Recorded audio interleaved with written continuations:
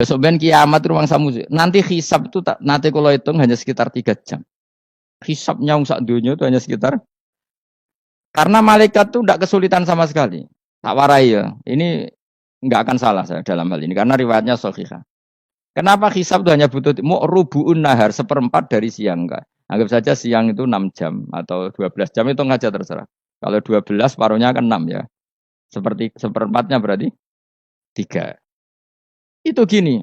Jadi nanti di mahsyar itu kan yaumatab jadu wujuh watas wadu wujuh. Yaudah yang kafir itu gelap, hilang. Wajahnya, tubuhnya semuanya gelap. Yang mukmin itu semuanya terang. Jadi sudah yang tas yadu wujuh atas suatu wujuh otomatis terus nyingkap. Terus pergerakannya itu delala yang tab yadu wujuh itu ke kanan. Yang tas suatu wujuh ke kiri. Maka kamu jangan punya sinar yang kelap-kelip. Nanti kena bego yang karena nggak jelas tadi. Maka kamu harus sinarnya yang sejelas-jelasnya. Ghurran muhajjalin min asaril. Bila perlu nur kamu sampai menembus langit saat itu.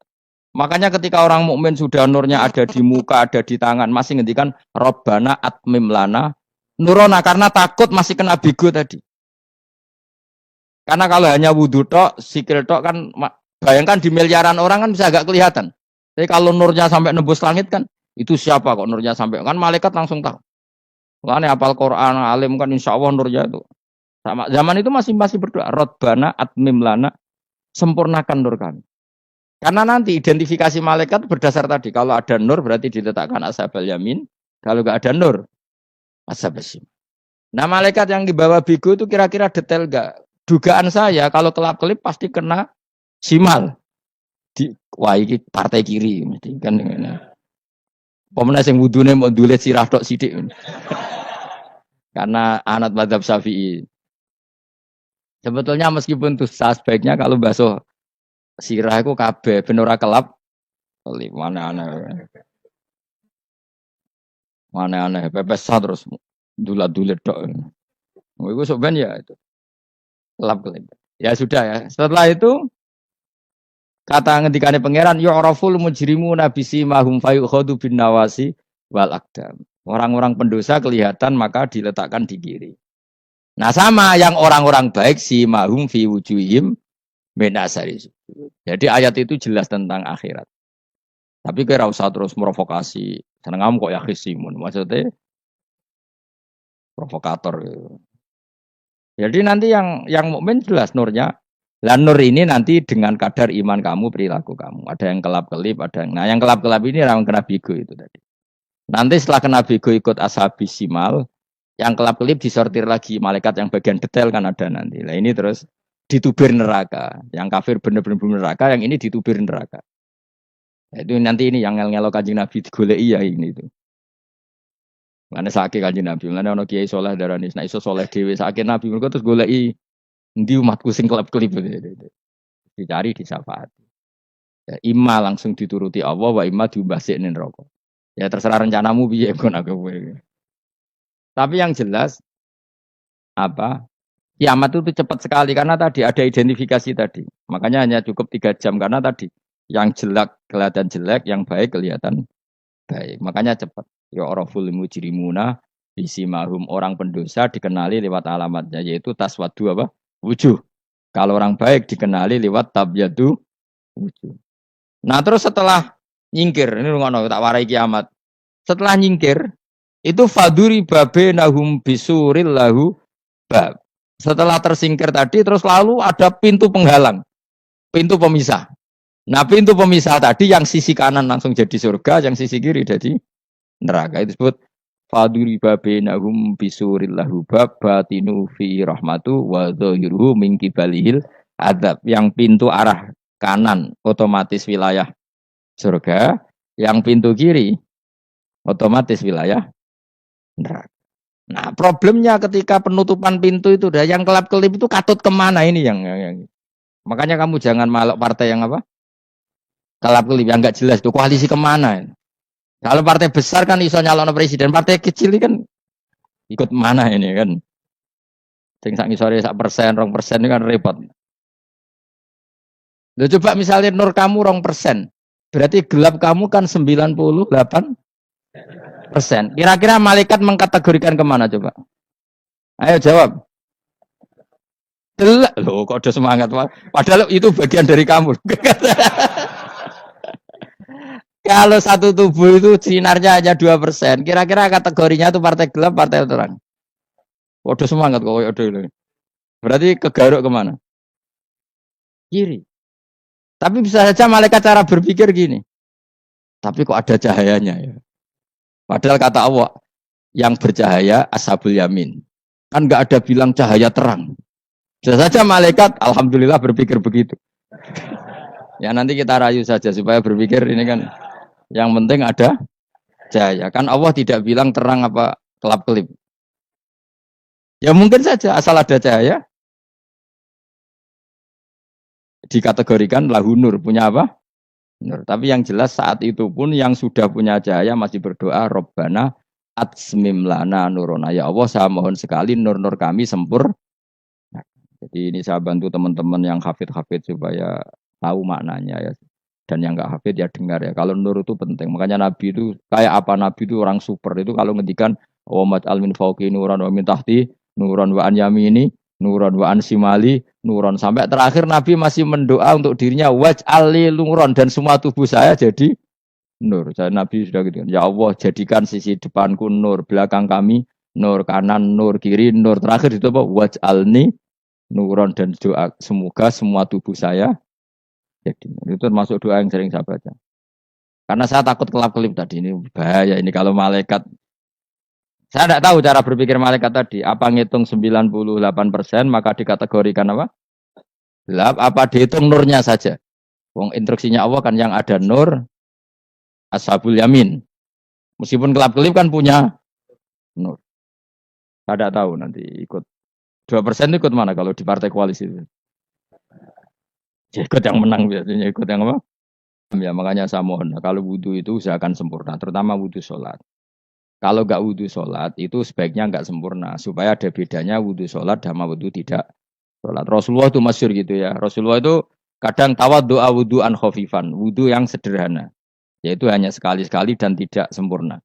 Ketika ditanya as-sholat ya Rasulullah tidak. Misalnya saya habis makan, mau tidur, biasanya ya wudhu. Tapi tentu tidak perlu sesempurna kayak wudhu sholat, biar ada bedanya. Rasulullah juga gitu. Beberapa kali beliau wudhu, tapi tidak sesempurna wudhunya untuk sholat. Masyhur itu di riwayat riwayat. Tawaddu awudu'an khafifan. Duna wudu'ihi lis sholat. Tapi kalau wudhu untuk sholat, asbaghal wudhu, menyempurnakan wudhu. Jadi supaya ada bedanya wudhu sholat dan wudhu tidak sholat. Saya gak wong sore ngaji, bodoh kabeh. Abu Bakar ya gitu. Ono wong poso sunat kok nyediakno buka, oh dimarahin. Istrinya pernah nyediakan buka beliau untuk puasa sunat. Itu embernya dipecahi Abu Bakar. Ditanya, kenapa gitu? Apakah kamu akan menyaingi Ramadan? Jadi gak boleh memperlakukan puasa sunat kayak Ramadan. Ya biasa saja kalau puasa sunat tuh, wah buka kolak, apa. Ramadannya ya iri tuh. Ini gimana kok saya disaingi ini? Jadi KB itu ada proporsinya, ada apa? Makanya megang Quran ya wudhu, megang wudhu. Nah, tapi gitaran terus wudhu, pengiran tersinggung. Piye kok menjegal gitar wudhu? Jadi gak boleh kebaikan disaingi itu juga gak boleh. Bapak gue sergap wudhu sampai nyekel gitar. Yo, Quran tersinggung, wah semen itu gak sembunyi kan. Malaikat panitia kan ya tersinggung. KB itu kan ada proporsinya apa?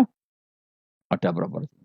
Itu hebatnya Rasulullah. Jadi kalau beliau wudhu, bahkan wudhu itu wudhu li sholat sama tidak sholat itu.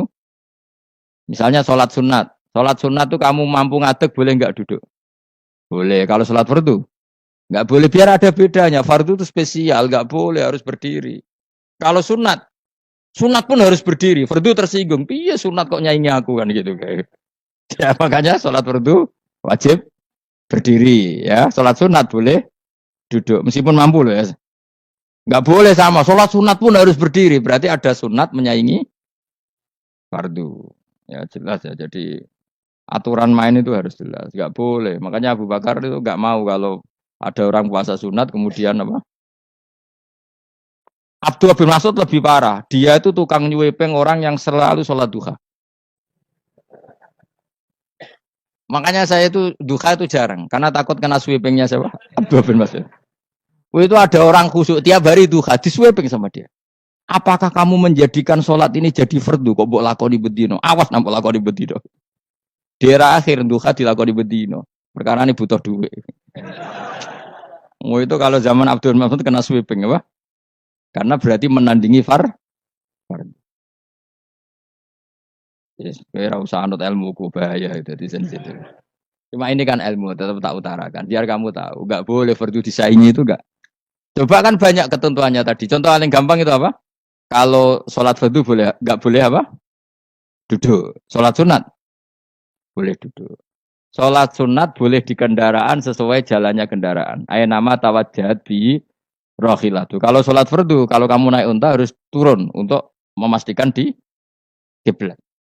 Jadi banyak sholat sunat kamu dalam keadaan najis sudah tidak boleh dilakukan. Kalau sholat fardu, karena saking pentingnya fardu, meskipun dalam keadaan najis ya menemukan alat sesuci harus tetap sholat. Jenenge sholat dihormatil waktu. Karena nggak boleh fardu ditinggalkan. Meskipun nanti harus iadah. Karena nggak boleh mengalahkan fardu, meskipun itu oleh najis. Jadi misalnya kamu pergi hanya bawa satu celana, kemudian di terminal atau apa kena najis, kena uyah sampean misalnya, kamu harus tetap wudu dan sholat. Karena nggak boleh fardu ditinggalkan. Meskipun nanti harus iadah, karena sholat kamu tidak sempurna. Dalam keadaan celana kamu najis, boleh nggak sholat sunat?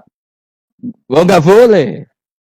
Karena kalau fardu itu darurat memang sesuatu yang harus, maka dilakukan. Tapi kalau kamu dalam keadaan nggak suci, nggak boleh melakukan sholat apa? Sunat. Karena fardu itu spesial apa? Spesial. Bukan kalau terus nanya. Wamtazil yauma ayyuhal mujrimun. Ya, jadi orang mujrimun harus terpisah dari orang apa? Mukmin. Dan yang keharusan itu ketika di surga. Tapi kalau di dunia ya boleh muamalah boleh. Ya muamalah yang halal maksudnya. Infaridu tegese misao sira kabeh ana mukminin sing pira-pira mukmin intaktilatihim. Nalikane campure kufar utawa al mujrimin bihi kelan al mukminin. Atau rujuke mbok walik boten napa.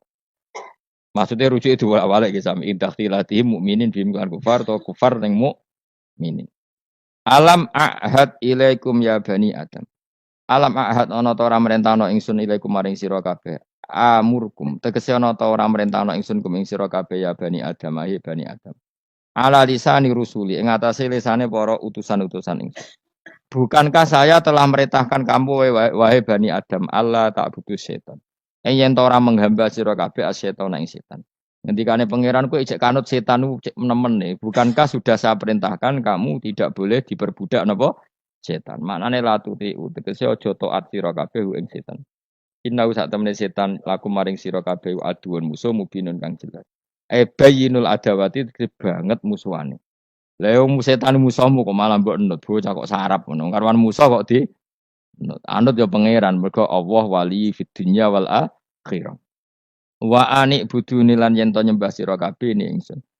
Wa anestune kelakuan budu nyembah sira kabeh ni ingsun wahidu tegese nglakoni ya tauhid sira kabeh. To mengesa kakno sira kabeh ni ingsun. Wa ati ulan to atau sira kabeh ni ingsun. Harusnya kita hanya ibadah ning Allah Subhanahu wa ta'ala karena dia yang menciptakan kita, tempat kita kembali. Setan itu tidak siapa-siapa, makhluk yang hina, yang lemah, pokoknya malah taat. Taat ya ning gone zat sing super, sing gawe kita, sing memberi rezeki kita dan zat yang kita kembali. Hadza utawi iki maksudane taat ning Allah taala. Hadza ai al madkur min taatillah ku siratun ku dalan tariqun dalan mustaqimun kang